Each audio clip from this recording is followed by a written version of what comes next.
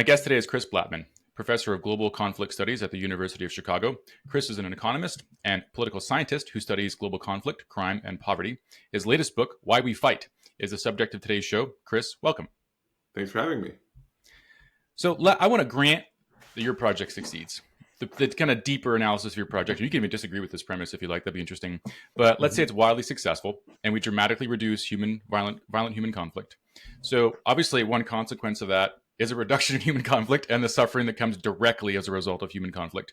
But I'm wondering, what other ways that world would be different from ours today? Maybe there are things we wouldn't like about that world come along with the bundle of behaviors that give us conflict. So, conflict is often one side just trying to get its way with the other through, bargaining through bloodshed is, I think, what Chairman Mao called it. So, suppose that conflict was off the table in Russia versus the Ukraine, or China versus Taiwan, or U.S. versus Venezuela, right? Suppose that we waved a magic wand and it was just impossible to conceive now. Yeah. The U.S. is still going to meddle in Venezuela, and Russia's going to still meddle in Ukraine, and China will still meddle in Taiwan, and they might do that through, trade sanctions or trade carrots, right? They might do that through propaganda. They might do that through, assassinations and poisonings. So politics will always happen, and it will happen outside of pitched battles. It might happen through the peaceful projection of soft power. We're big and friendly, and we're going to send you our Hollywood movies and sort of give you reasons to want to be in a collaborative enterprise with us. So that would and that happens, right? That's a nice world. But politics through these other means that are not bloodshed can be ugly sometimes. Yeah. And actually, I'd like to point out, right now as we're recording this, there's this month 4 or 5 of this war in Ukraine. But for 20 years, this is what, Vladimir Putin was trying to just do every other underhanded thing possible in that country, short of invasion, including all of these nasty things that I mentioned. So that's not always pretty. And that's that, but that would be better. That would be better than what we have right now. So you're not really taking off the table you're waving a wand, as you mentioned, but maybe we can go a little deeper into the mechanisms that might achieve such a thing. So such a wand doesn't exist. There are actually you identified them in your book, drivers of war, right? Yeah. And adversarial interactions are very much part of the world you just described. So that hasn't changed. But is that what the necessary thing would be to actually achieve that? So absent a wand, and I know you make a great point in your book about the piecemeal engineer, of actually small steps and actually being modest in your ambitions. I'm kind of asking you to skip that. You don't have to talk too much about mechanisms, but what is the end state? What's a realistic outcome that could happen if you motivate 1 million piecemeal engineers and they're successful over a generation or two? So I think let me say one general thing and then one specific thing. So the general thing is, some people think in terms of negative peace and positive peace, which is a word. Negative peace just means we're not actually in pitched battles. Yeah. But we just loathe one another. We're doing up to all sorts of other nefarious tricks. That's the relationship that say, we might have with, in a civil war that's just ended, or between Russia and Ukraine when this current thing is over. Then there's something people call positive peace, which is basically to say we're pretty tightly bound. So Canada and the US is a good example, right? We're peaceful, but it's also we're really integrated. We are engaged in cooperation. So the aim is and there's an awful lot of that out there, right? You can look at a lot of, just take the Americas, for example. Even though we disagree on a lot of things, most countries throughout the Americas are basically working together collectively. We're not arming our borders against the other side's imminent invasion. And there's this big collaborative enterprise. So I think a future more positive peace looks like that. It's to say that we've actually built these sort of communities in the world of, the European Union is one. I think many growing parts of Africa, I think the whole Americas, where basically people are these different peoples are in partnership, and things are pretty close, and war is unimaginable, Right. and so, and I think we get there in lots of ways. Most of all, I think we will get there, and I think we will get there by having by having a lot fewer personalized dictators and unchecked autocracies over time, which is my hope. And I think if we get there, then we get really close to much more collaborative enterprises. So and that makes a lot of sense to me. What is intriguing to me about the descriptions of the causes as you lay them out in the book, you have, and you're alluding to one there, which is unchecked power, right? Mm-hmm. The biggest one you Mm-hmm. readily admit in the book. And there's a lot of other things though that seem to interact with unchecked power. And Yeah. so in your answer there, you're kind of re-emphasizing the unchecked power as being kind of like the critical causal element. But there's all kinds of really interesting sociology in the rest of it, Yeah. mostly kind of to do with uncertainty and Yeah. ways in which we have a hard time dealing with uncertainty, which seems to sort of add variance to kind of everything. Right. So you don't really have any kind of thoughts on whether affecting the way that humans make decisions or institutions around how we deal with uncertainty isn't as fruitful of a path, you think? So I would say the key message, and I will say not just of the book. I mean, the book, as you know, is me just trying to say, listen, here's like decades and decades of deep insight from all these fields, and it's a crime that most people don't know them. So anybody who Sure. wants to just understand why we fight, it turns out there's an awful lot of answers, and a lot of people could have written this book. I have no idea why no one hasn't written this book. I got sick of waiting, so I wrote it, and because this is obviously an important question, and the answer that comes across from this isn't my answer. It's just the answer of whole disciplines saying war's ruinous. Like, look at what's happening, and like pick a conflict that's going on in the world. It's just indescribably ugly and costly. And that's why most of the time we don't bargain through bloodshed. We try to find, we use some other kind of politics, even if it's nasty. Mm-hmm. And so every answer to why we fight is a reason that our society or our leaders ignore those costs. And then the book walks through those reasons. And the thing is one of them, like you say, is in a simple sense is unchecked power. It's saying that, well, if a leader, especially say a personalized dictator, isn't accountable for those costs, they're going to ignore them. And so they're just going to be too quick to use violence. They might even have their own reasons to go to war. And since they don't pay the costs, they'll happily pay that price. That's a story you hear about Putin, right? It's in his personal interest to exterminate this democratic, icon on his doorstep. He has his own ideological goals, and then he's not accountable to any one of the costs, so he can go to war. That's actually as the first approximation, that's a pretty good explanation for what happened. But there's, I sort of say there's other reasons that we ignore the costs, and we're ideological. There's uncertainty. There's this thing in the book I call commitment problems. There's all the ways in which we're irrational when we misperceive, and I imagine we'll talk about those. But I guess the thing I would say is really like over centralized power, like basically autocrats make all of those things worse. So it's not just Right. there's this simple, well, autocrats don't pay the costs, therefore they're too ready to use war. It's that they make the world a more uncertain place. They can't really make credible deals and commitments. They were vulnerable to their ideologies and their misperceptions.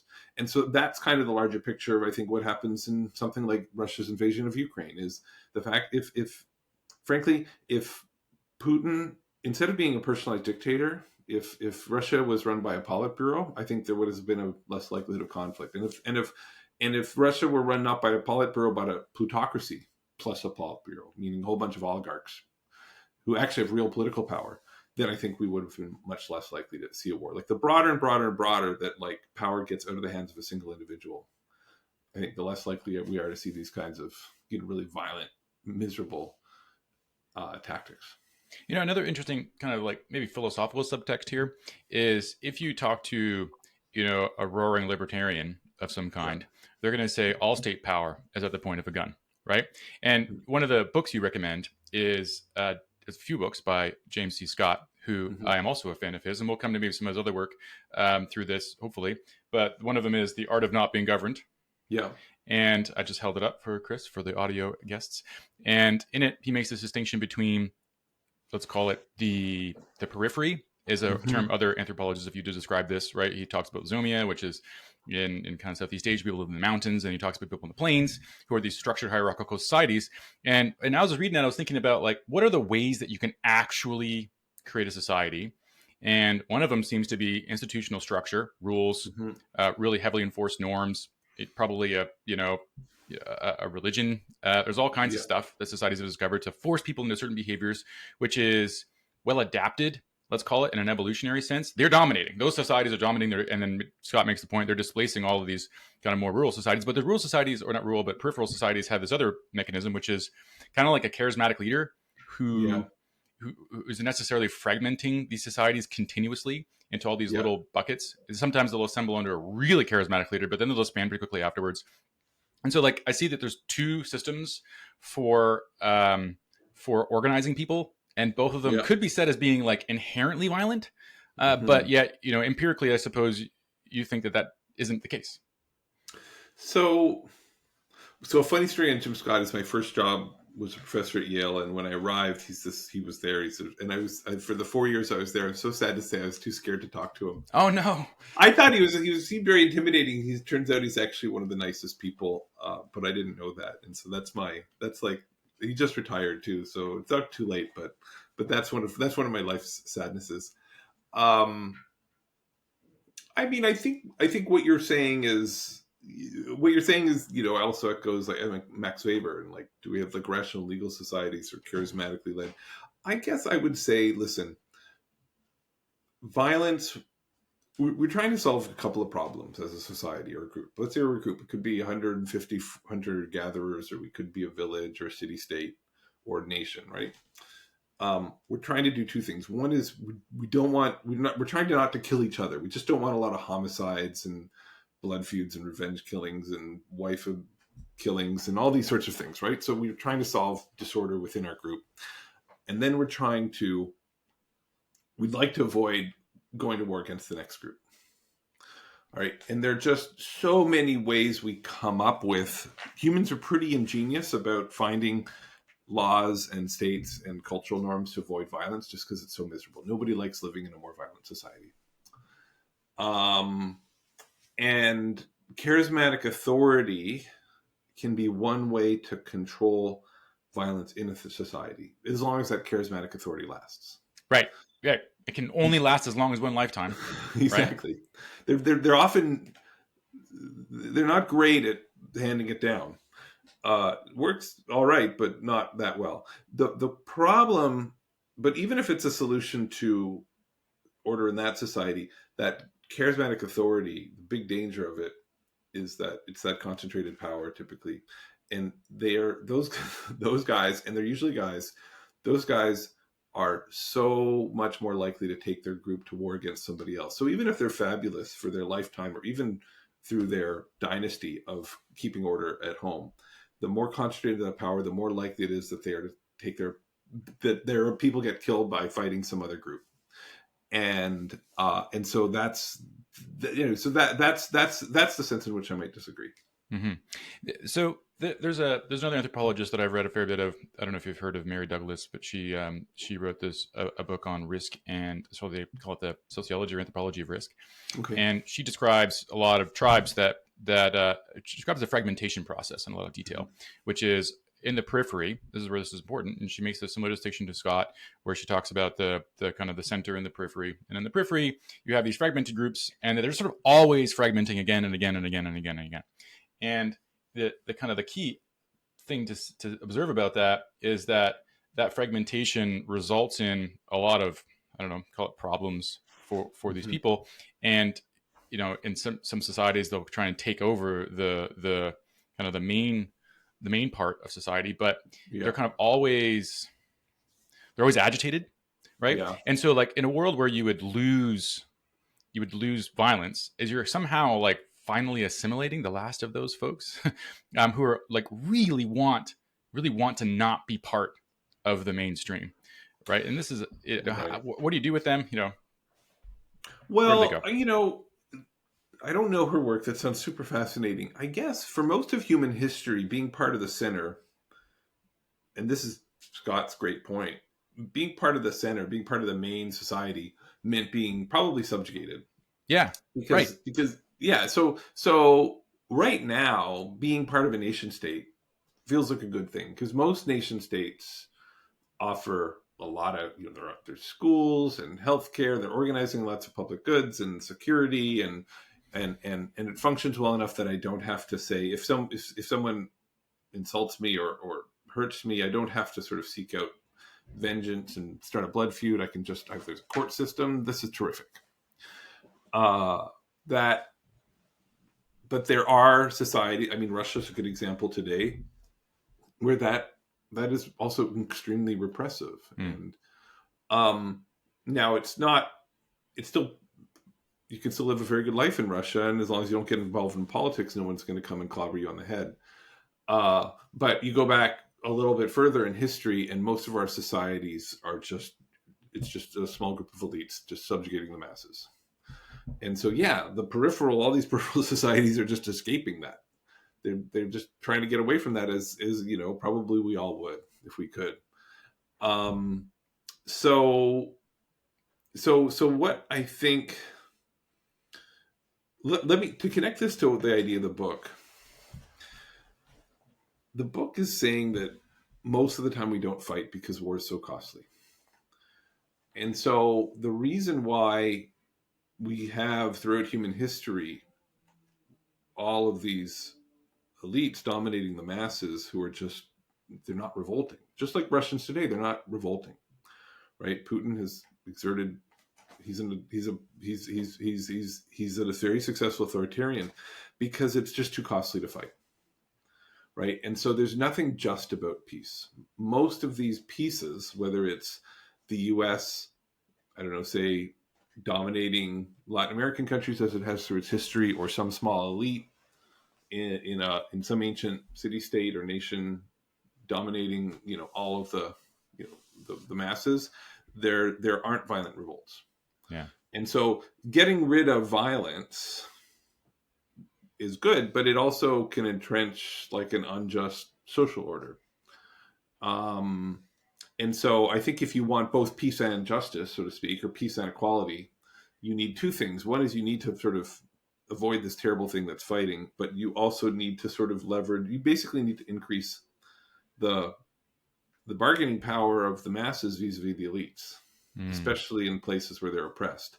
And I think if you do that, what history shows, and that's how we get modern democracies. Most modern free societies have been a series of revolutions without violent revolts. There have been violent revolutions, but most of the time concessions of power and freedom have come because the masses, or at least some of them, get a little bit more material power or military power, or they're better able to mobilize, and then they demand more of the pie, and the elites concede it rather than fight. So, from time to time during my research for this, I've been looking into the question of what the kind of the empirical history is of violent conflict. And I'm having a hard time. Maybe you can tell me your perspective on that. What is the literature? So, like, did it work? Is it working? So I absolutely love your point there about the focus on, peace or justice, kind of pick one. I know you're not saying that, but like, that's a brilliant, because it illustrates exactly what I'm looking for here. Is like, what are the trade-offs? Like, we can all say, oh, we love peace, oh, we love justice, let's just get them both. You're like, well, what if there's a trade-off there? And I'm wondering, what the kind of historical record shows about that trade-off. Like, have we more or less been achieving both or not? Well, I would say, funny, economists don't usually say there aren't trade-offs, but in this case, I'll say there isn't a trade-off, in the sense that, like, even when the situation is unjust, on some level, it doesn't make sense to revolt violently. Yeah. Because you can probably, if you actually have the means to improve your position by using violence, which then you should be able to obtain it without actually using the violence. You should, just the credible threat of using that violence should get you what you want. And so you could always get away with it. There's no trade-off. If you're not going to win an expectation or get a better deal through violence, then you probably shouldn't use violence. So I won't say that that's not true all of the time, but so I will say there's not necessarily a trade-off there. The fundamental problem is that in an unjust situation, the fundamental problem is that one side has no bargaining power, and the additional problem is that violence sets them further back rather than putting them ahead, and that's why we just see this unjust sort of stasis in so much. Basically, that's the story of human history until recently. And then I'm sorry, I forget. Are we less violent as a result? Are we less violent? Yes, although I think we have to say, like, okay, again, let's distinguish about violence within societies versus between societies, right? The thing that's absolutely true. So someone like Steven Pinker, Ian Morris, and others have shown us that we're just a lot less likely to get killed by homicide or blood feud or whatever at any time in human history, at least for the average human. And that's because we've created states and we've ordered our societies so that interpersonal violence is far, far, far, far lower than it ever was before. Then some people, including Pinker, have said we're also less likely to fight between groups. And that, not quite clear that's true. Okay.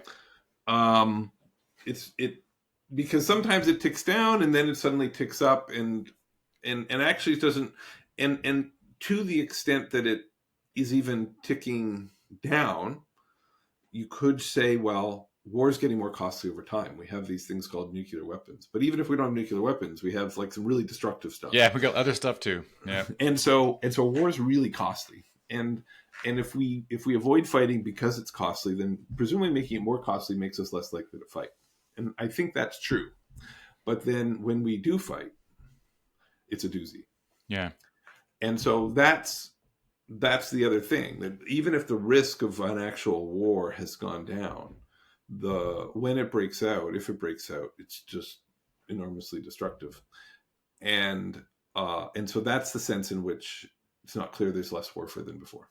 And it would have, hypothesize, we can sit in our armchair and lean back and think about this kind of thing here today, which is, as the, call it, interludes grow, the sociology of peace becomes a more important, and there's kind of this, I don't know, sometimes I worry that there's a cyclical nature to this kind of thing, right? So a couple of generations go by, nuclear weapons, I read about it, they taught about it in class somewhere, but are they really that bad? I don't know. I read some statistics, they all look the same. Maybe we can start toying with the concept now that everybody who ever saw it really go down, they're all dead. Maybe even their grandparents or grandchildren are dead. If generations go by, we sort of lose touch with the costs of war, and then so are more likely to, what do you think about that? I think there's something to that. I think it might be more true for conventional warfare than nuclear warfare. Sure. There is I guess that's kind of saying, I went back again, like that sort of refrain, like every reason why we fight is a reason we ignore the costs. You're articulating a way in which we might make a mistake, what I've called a misperception in the book. It's one of the ways we ignore the costs. Yep. We basically underestimate them. I would say that's, of all the ways we underestimate costs, I think that probably it's not necessarily the lack of experience or the fading from memory. I think it might actually, one of the things I talk about in the book, and I give some examples, I think there's a lot of recent American examples of this as well, is there's maybe more of an institutional failure to really think through how many things could go wrong. So to bring this to maybe not to the insurance industry, but to the larger financial industry, would we have mergers and acquisitions, or as many as we do, if CEOs weren't systematically overconfident? Would we have a mutual fund management industry if really smart individuals couldn't be systematically overconfident? Maybe there's an insurance analogy as well. I think what this goes to show is it's possible for really smart, highly paid people in really checked and balanced institutions making really high stakes decisions to really be systematically overconfident a lot of the time, and to lose a lot of money as a result. and to do it again and again and again and again and again. So I think there's something going on there that I think there's an analogous thing going on in politics, and we really haven't quite figured it out exactly what that brokenness is, because it's not just one like Putin-like dictator sort of being delusional. This is happening in smart organizations full of good people. Well, the fear I would have, there is an equivalent in the insurance industry and the cyclical nature of returns there. And, the fear that I have is that in a conversation I had with Robin Hanson on this podcast, where I was talking about like, what are like the permanent aspects of social life? And after a while, the kind of real thing that emerged in that conversation was the concept of competition. So they're inherently competitive systems. Everything's a competitive system in sociology. So goes this line of thinking, which I found pretty persuasive. And in those systems, the competition drives you to try and win, right? Yeah. And that the market will find the efficient behavior, which is going to be pretty dicey, right? Yeah. Because it has to be, because otherwise you're going to get beat out by somebody that doesn't, and without a corrective mechanism to sort of push you back down. And that corrective mechanism might be after a couple of generations, you got way too close. The probability of something bad happening is low. You got lucky. Yeah. You rolled double sixes for a while, you rolled anything other than double sixes, and suddenly you get the boxcars and it's game over. Yeah. And so like there's something inherent about our ability to design, or the competitive pressure operating in a system that doesn't have any kind of deep checks on it, right? To prevent something really bad from happening. So I think that, I guess what I would say is that I think there's lots of capacity to make mistakes, and for whether they're cyclical or not, I think that's true. But I think that the incentives to go to war are just so great that we're just constantly making mistakes. Our leaders are kind of like anybody else. They're inept. They're making mistakes all the time. And war is so costly that those mistakes don't carry us into war. I think they only matter, and this is the argument I make in the book. I say there are basically these ways that we ignore the costs of war in a more systematic way, that are either psychological or strategic, that basically make the situation really fragile and then vulnerable to some tiny shock, right? So it's a little bit like you might say to me, most old people die of a preventable disease like pneumonia, right? Which is probably true. Let's say that's true. Therefore, if we could, cure pneumonia, old people wouldn't die. Like that, we know that's not true, right? Because we know fundamentally the real problem was they were frail and fragile, and right. And if it wasn't pneumonia, it would be something else. And so I think what I'm saying in the book is there's a set of things that make us frail and fragile. And then you're talking about the pneumonias of the world, and I don't want to ignore the pneumonias of the world, because it'd be great to cure pneumonia and people would live longer as a result. But we focus too much on the pneumonias and not on like the fundamentals. One thing that you mentioned a couple of minutes ago, actually, that I want to come back to is the concept of justice and peace. Yeah. And what seems to me to be interesting is and this is one of the five causes you point out in the book, injustice is an intangible benefit, right? It doesn't really have any material manifestation in the world. It's just sort of how we feel about stuff, right? We happen to have a value system which incorporates this, or many of us do anyway, not everybody, in the same sense, right? Of an egalitarian justice, let's say. And there's actually another book by James Scott, I don't know if you know this one, called The Moral Economy of the Peasant, that he wrote in the 70s. And at the end of it, he actually anticipates, I reread it preparing for this, anticipates quite a lot of the arguments that you have in your book, talking about how in the periphery, there's this bargaining going on between the charismatic leaders and then, am I ready to attack yet? Have I accumulated enough power to bargain for something new? And if I have, then I'm going to threaten that. And if they don't understand, I mean, it's not quite as succinct as the way you're putting it, but quite a lot of the similar argumentation. And his point there is that, like, a sense of injustice is a galvanizing force to accumulate power, right? So it can be a story you can tell to generate power for yourself, or generate, influence and more bodies to then, bargain for something, right? Yeah. And so like there's something going on there that I don't totally get. Like, would we need to have some kind of protection that is consistent with our moral framework from these entry points, right? Because it Yeah. seems to me that like a violation of an implicit moral code is enough to enrage certain people, the charismatic leader, who can then create an imbalance of power, which needs to be resolved either through conflict or something else. Like, do we need to make progress on that for one of the underlying causes to really be reduced? And Yeah. So let me parse that out, because I think it's a really important and deep point. And it affects conflict in a couple of different ways. Let's not just think about injustice alone. Let's just think about anything that makes acting a certain way intrinsically rewarding. Okay. yep. Now think about this. So in one way that matters is, like, I mean, suppose you're a company. I want to get people to work. I want them to show up to work, and I want them to work hard. I can either pay them with extrinsic incentives, right? Or I can just sort of try to make them motivated, right? And buy into the Yeah. idea of the organization, The vision, whatever it is, right? And if I can do that, and if I'm good at that, then I get to pay them less, right? That's so political leaders are exactly the same, right? I need to mobilize an arm against my opposition, my opponent.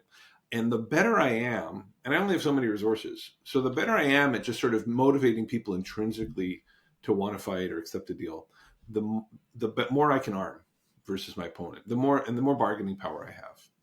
And so groups that are really good at motivating and mobilizing people in their cause, in their collective cause, then can sort of wield the threat of more sustained violence against an opponent, and then hopefully not have to ever exercise that violence, and then just get more of the pie because they can wield it.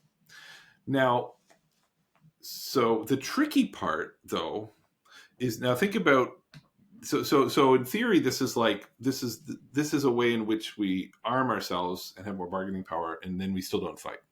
But the tricky part is that what you're doing is, we're saying, like, I'm going to convince my population that they're actually going to be, they're willing to pay some costs of war in order to get this. So, for example, let's make this concrete. We have to decide whether or not to support Ukraine or not in its fight against Russia. And war's so costly, they should probably find a bargain. But if I can successfully convince Ukrainians and Americans to that a whole range of settlements would be totally unjust and to make you angry, then even though they make sense in some rational way, you're just going to refuse to accept them, and you will pay some of these horrible costs of war just to avoid them. Mm-hmm. So you've now cut off a whole range of bargains and settlements that were basically unfavorable to you.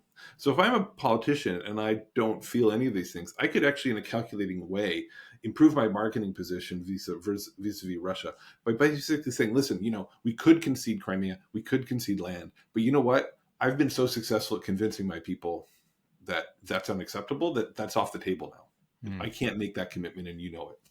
The other side they're like, wow, gosh, that is a problem. Now there's all these unfavorable settlements. Maybe I better convince my population. I better completely manipulate the information they have and convince them that anything less than, keeping Crimea and the Donbass would be unacceptable, right? Because then I'm going to tie my hands, right? So each side is trying to improve its bargaining power vis-a-vis the other by basically making their people ideological rage machines. Yes. And then you hope that hopefully neither side goes so far that just don't eliminate the ability to compromise altogether. Yeah. Because, right, hopefully, they each are skillful enough, at least, and then they sort of split it, right? And maybe that's what will happen. But what sometimes happens in these cases is you're so successful at convincing your people, or yourself as a leader, or the next leader who gets elected represents these ideologies, refuses to make concessions, and then you just fight on. That's one way in which we might ignore the costs of war, be willing to pay them, and find ourselves doing this terrible thing on principle. And sometimes those principles are good. I'm illustrating an example of actually how we might leaders might construct these principles, how we're often manipulated into in order to improve our group's bargaining power. Well, and as I think you alluded to there, but I'm going to put his point out there and see what you think about it. Is like these our capacity for moral inspiration generates a heck of a lot of could be in many instances in history has generated a lot of positive outcomes, right? Yeah. So if we're very passionate about something, I feel this way in my job, Yeah. right? And my podcast. When I love something, I work 10 times harder at it. Yeah. And I will generate that much more surplus for society as a result of my passion and enthusiasm. And so that capacity for passion and enthusiasm is, I don't know, let me think. I think it's a necessary part of the human condition and flourishing and continued economic growth and all these things. And I think we're a fundamentally cooperative species more than we are a competitive and hateful species. And so I do think the net effect of our of this sort of moral sense is to create a better human society. Right. And yet, yeah. and yet, that train can get hijacked, right? Yeah. And it seems to me like, how do you? One of the things I'm sort of kind of trying to get at here today is how do you stop the hijacking? Because I think that what we're saying here is you don't want to stop the train, right? All these kind of sociological, psychological kind of adaptations are kind of what got us here, and we like this place and we like where it's going. We want to prevent it from getting used for the bad stuff, but that's like a kind of a tiny little tweak we're saying, because you're taking out, you can't eliminate it. You got to somehow just touch it a couple times, right? Subtle work. Yeah. Well, I think there's a couple answers. So, I mean, one of the things that happens in a lot of societies, say certain Indian cities where you have religious elites who are trying to mobilize their Muslim or Hindu followers into violence against the other, or various American political elites who are trying to stoke rage and inspire their followers to commit violence against one side or the other. So this is a common phenomenon.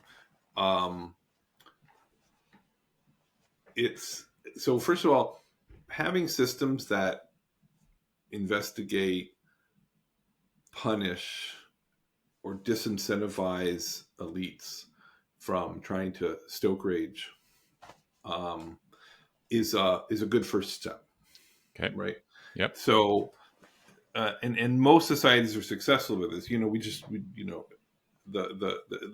Because it's really costly to have those kinds of insurrections and riots and things of this nature. So you want to create a set of incentives where these unchecked elites just think let's do this nefarious stuff, but just without violence. The second way to do this, and that gets us to like a negative piece, right? Yep. The second way to do this is actually to try to just have less polarization in general, for there to be more interconnections amongst society, whether they're social or economic, or for people to have intersecting identities. And the example in India that I talk about in the book is how there are some parts of the country that have these like long-standing historical, economic, and social ties, such that Muslims and Hindus are much more intertwined in everyday life than they otherwise would be. Those are the places that are among the least violent in the country and the least vulnerable to these kinds of, religious and nationalist politics. And indeed, the America, which remains, despite being polarized, is not a particularly violent place, at least in terms of, say, along those political fault lines. I think we all could. I think we're at a particularly polarized moment, but I think there was a time not so far in our history when it wasn't as polarized. And I think we weren't as geographically and socially separated from members of the other political party than we are now, right? And so I think that's the problem. Why do we have a negative piece in the United States?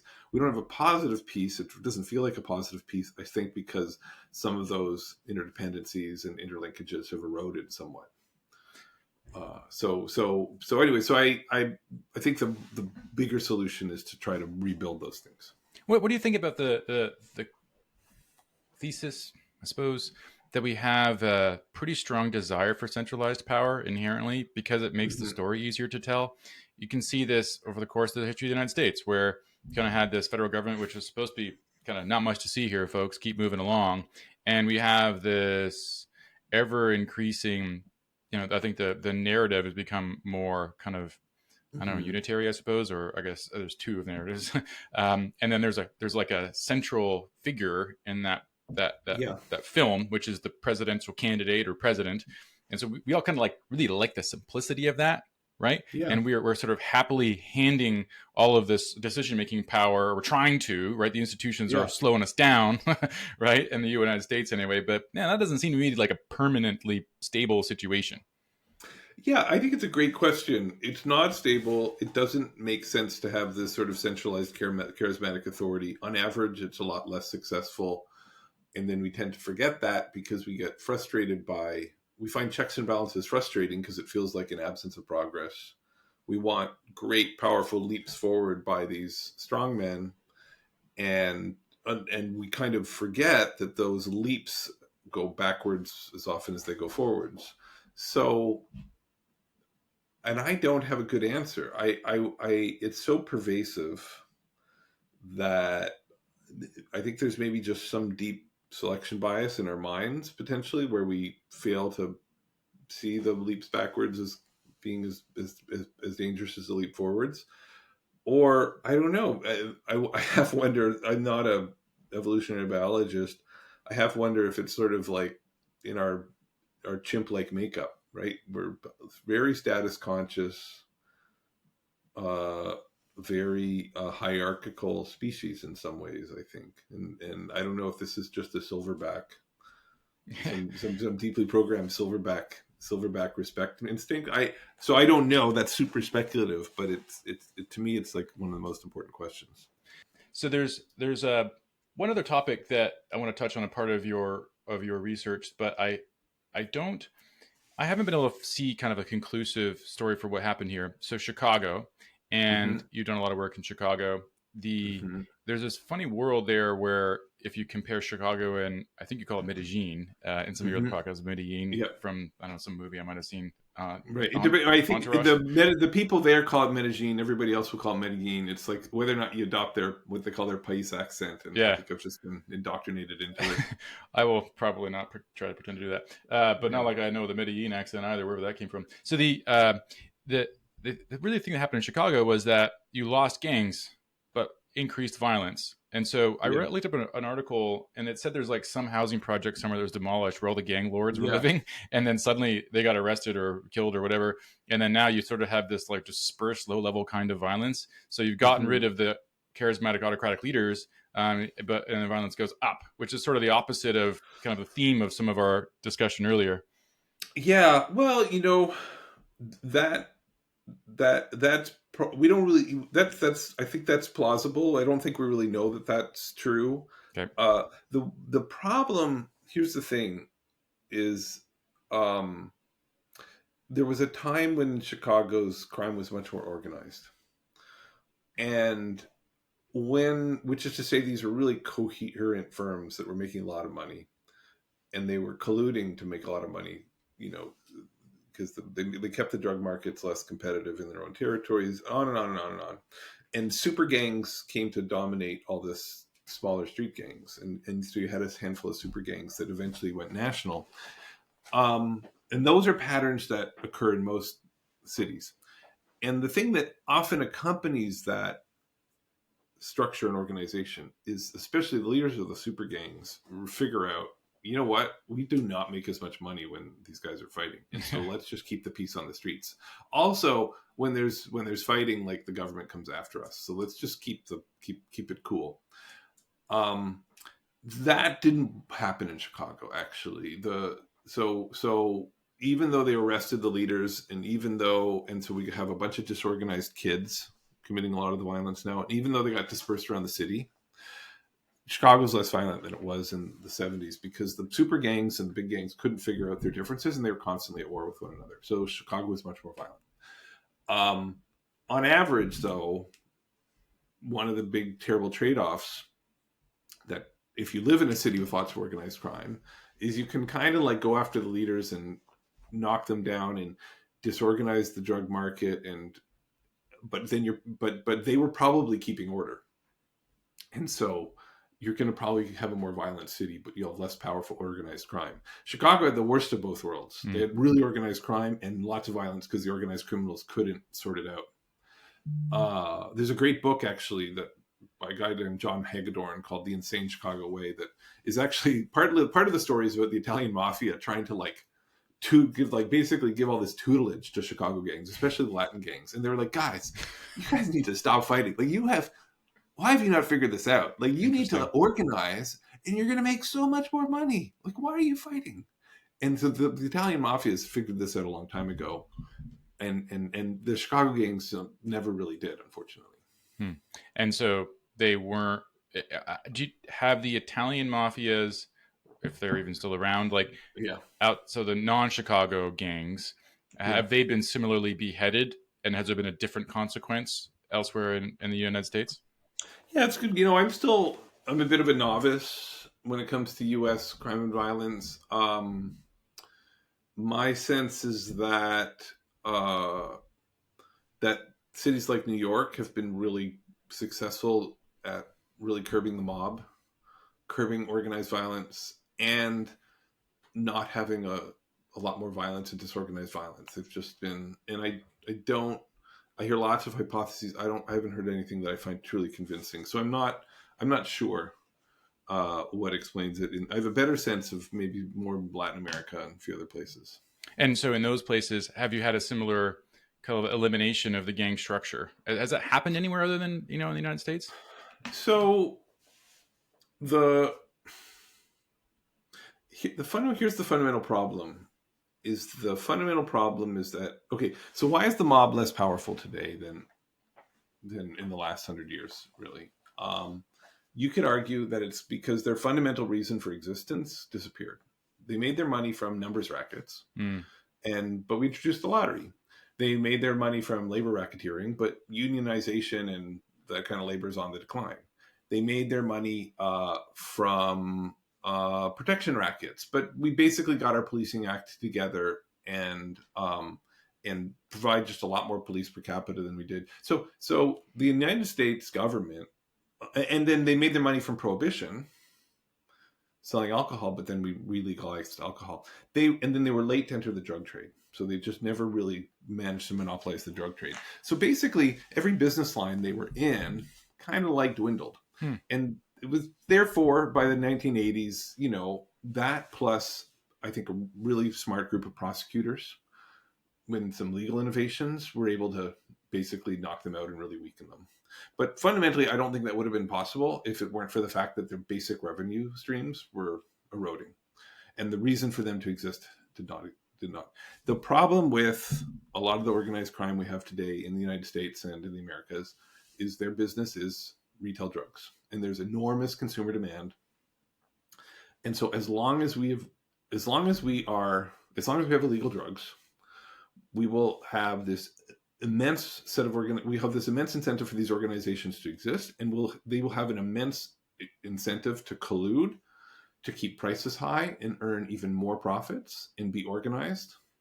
And they'll be able to use those profits to fight back in any war on them and to actually just try to buy off politicians through peaceful means because they don't like to fight either. And so unless that fundamental, so that's why I'm kind of pessimistic, is because I don't see that consumer demand eroding, and I don't see really any significant political consensus on decriminalization being the least bad option. For marijuana, did it have an effect?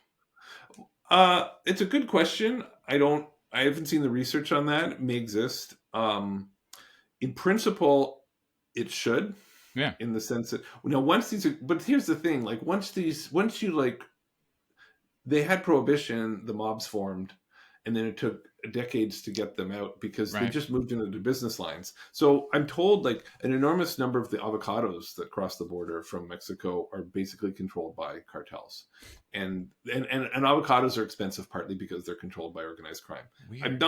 I don't know how true that is. But they basically branch out into other markets. So having made marijuana illegal for a long period of time, creates these organizations that are specialized in illicit stuff, and then you suddenly decriminalize marijuana, it helps, reduces the revenues, but they exist already. So even if we legalized all these drugs tomorrow, these are very powerful, rich, well-organized firms that will move into something else. It will be easier to eradicate them, but they won't go away. I'm very much in favor of, like, especially for these relatively non-addictive, relatively less detrimental substances like marijuana, a bunch of different kinds of pills, not all of them. Decriminalization is ugly for some reasons, but we have to do it. So one of the reasons I was really excited to get to talk to you is that there's some pieces of research. So I think of this, I think of the problem that, we're kind of like a little frustrated by today is an example of how to understand an idea, which you and I do here today and others, and how do you kind of build it into society? Like, how do you enact real social change with a concept like that lasts? And I've had a whole variety of guests in this podcast, and I tend to ask just about everybody a version of this question, like, do you believe in social progress, and how did we do it? Right. Yeah. And one of the things that you've been able to, not everybody says yes to that, surprisingly. One of the things that you've been able to do, which is really cool, is there are a couple of studies. I know the cognitive behavioral therapy one is yours. I don't remember the ADR one. Was that your study too? Yeah. So there's two instances where through education, we were able to, one from a psychological standpoint, and the other one from maybe a sociological standpoint, teach people concepts, give them words, and they change behavior in a predictable and long-lasting sense. I mean, I find that very uplifting. I don't know if you think I could apply here somehow. Maybe you could describe that research a little bit, because I love it. Yeah. So I think at root, we have, I would say that this alternative dispute resolution was developed in the United States to keep stuff out of courts, right? And court battles are the same as violent conflicts. 98% of the time we avoid them because they're just too costly. And occasionally we find ourselves. So and the reasons we find ourselves in court battles are often the same reasons in terms of my typology that we find ourselves in conflict. And alternative dispute resolution, it was basically designed to basically get us to focus more on those costs and help us avoid the pitfalls and thus avoid this costly thing that is the court battle. And it turns out it can be widely applied to a lot of violent conflict. And then cognitive behavioral therapy. So it's a set of skills and norms, I would say. Right. It's like a technology. And CBT is also like a technology. It's a set of skills and norms that help us essentially control, especially in interpersonal work, control some of our less rational selves and thus not make the kinds of mistakes that end up in court or conflict. So, and what they have in common is the idea that why do we fight? We fight when power is too concentrated. We talked about that. That's not. I don't think ADR and CBT are solutions to that. We fight when we're ideologically driven. We've talked about that. I don't really think those are CBT or ADR solutions to that. We fight when we misperceive the situation and we sort of make these systematic mistakes. Our inner biased individuals, or in our biased groups, we sort of perceive the situation wrong and we maybe act irrationally or in error. ADR and cognitive behavioral therapy are both really designed to sort of get us to be a little bit more rational. They get us to see the other side's perspective, to treat that as a skill. Right. That's to sort of recognize that and they teach us to manage our emotions when they start to get away from us, and they get us to see our systematic misperceptions in the way that we may be systematically overconfident or systematically misunderstanding the other side, attributing to them motives that may not exist, seeing everything they do in a negative light when that's not the appropriate way to look at it. So that's a really key aspect of these skills, is we need to train ourselves as individuals, but also as groups, and really institutionalize it to actually not make those mistakes. And if we do that, then we're much less likely to to engage in conflict.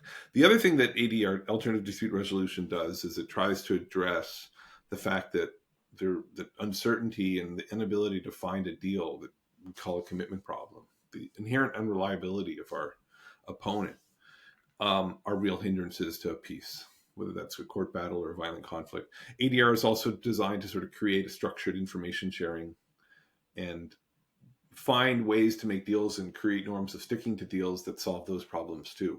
So like every intervention that reduces violence, they sort of identify the reasons we overlook the costs of conflict and then get us to, and then basically roll those back.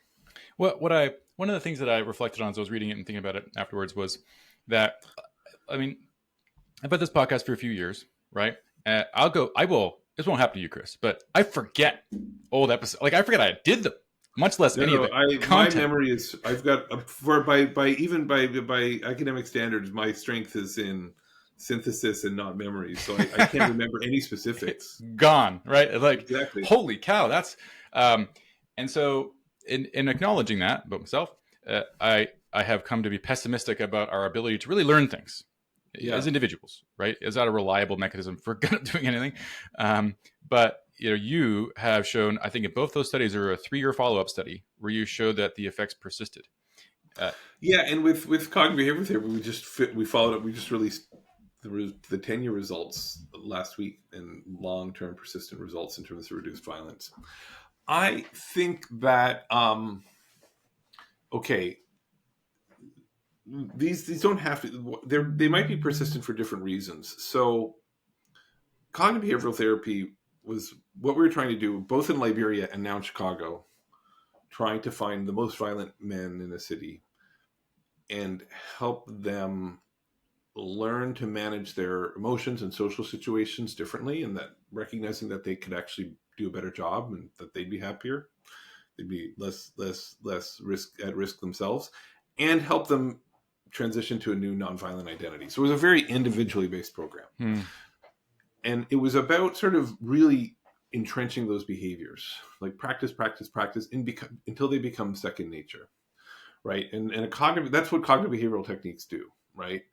For example, an everyday cognitive behavioral technique that a lot of people might have discovered for themselves is, I'm going to put my keys in the same place every day, because otherwise I'm going to forget my keys. And then you just train yourself to do that until it becomes second nature. And if you can successfully train yourself to do it, then you'll always do it, and then you never lose your keys. Yeah.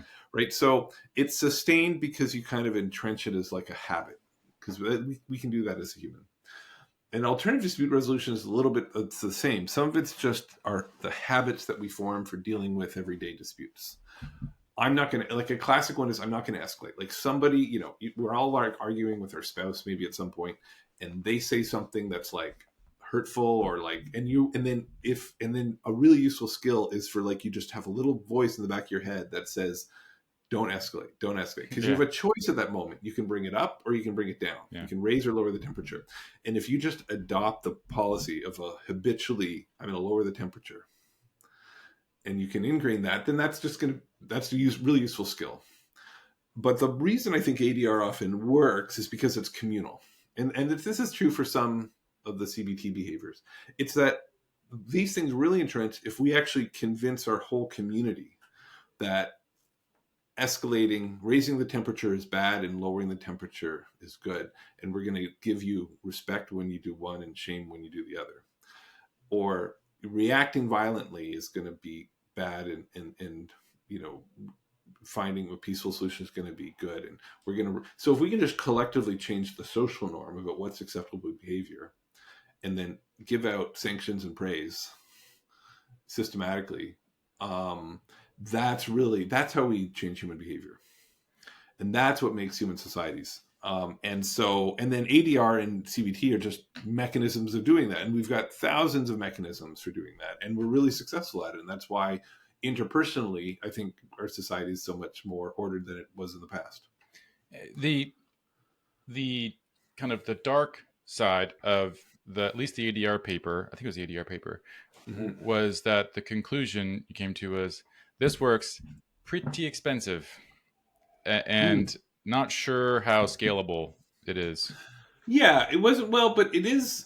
Listen, if you went to like Mr. Rogers or Sesame, the writers of Sesame Street, right?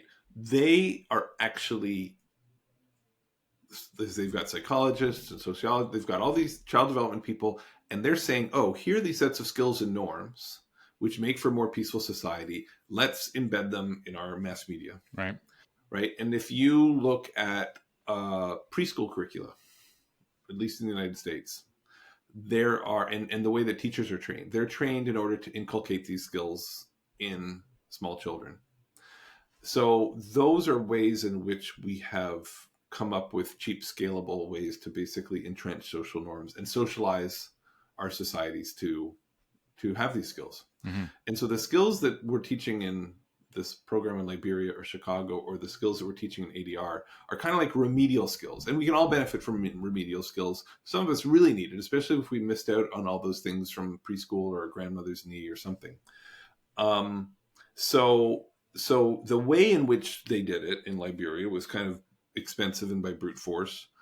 But you could distill these ideas, and indeed we do, through educational curricula, mass media, social norms marketing. There's lots of ways in which this happens, and I think has been pretty successful. Is it inside? My kids still in elementary school, but are they going to learn this stuff? Is it in the typical U.S. curriculum for elementary school? I think so. My kids. So this idea of socio-emotional skill investments in early childhood education is really pervasive. It was invented, I think, here at the University of Chicago in what we call the lab school.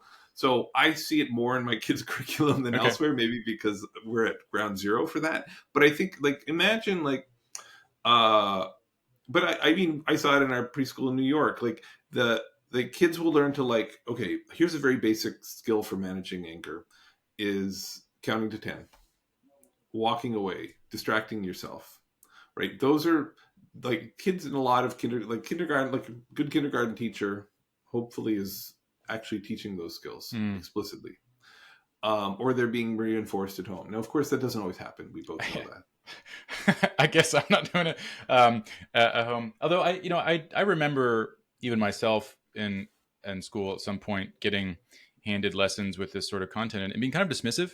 This is maybe back to the point of cyclicality of history. I didn't really understand why this mattered, right? I mean, I grew up in a place that didn't have a lot of violent conflict. I never, a lot of fights as a kid. It wasn't around me, right?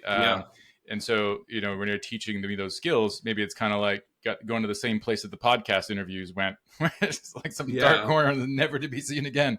And so, do you have to kind of, maybe the people in Liberia, they value dispute resolution skills, and maybe this is why they stick in their heads, is because they're using it every day, right? Yeah, that's true. That's true. I mean, I would say, yeah, that's surely true. I think some of these things are, where I said, I think they are there, and maybe they're subtle, so we don't always see them. One of the things, you can go to YouTube and you can actually see Mr. Rogers testify in Congress. Interesting. It's an amazing video. It's an absolute. It was early in the days of I think PBS, and there was a senator who was very much against funding public education television, and Mr. Rogers comes in his calm and sensible way and just talks about what he does and the philosophy behind it, and he reads out a song he wrote for kids about how to manage their emotions and how to react about managing. And he says, this is the kind of thing we teach every day, and we're doing it because these are these ordinary, everyday, angry problems that kids need to deal with. And it's just heart melting. And at the end of the thing, well, I won't spoil how it ends. I can imagine he would have crushed it. So he crushed it. Yeah. And that must have been in the 70s or something like that. So these are ideas that are ancient.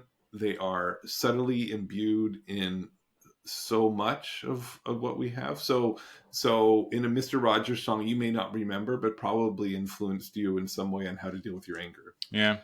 but if, and so I, of course, I want people to like leave this podcast and buy this book. But what they should do before that is they should go to watch this 10-minute YouTube of Mr. Rogers in Congress, and it's absolutely incredible. Yeah, that's amazing. So we'll end it there, Chris. We're out of time. Can you just sort of give a couple words about where to find the book? It's a wonderful book, Why We Fight. Yeah, well, I think you can basically get it anywhere, corner bookshops, hopefully, certainly on all the usual online places.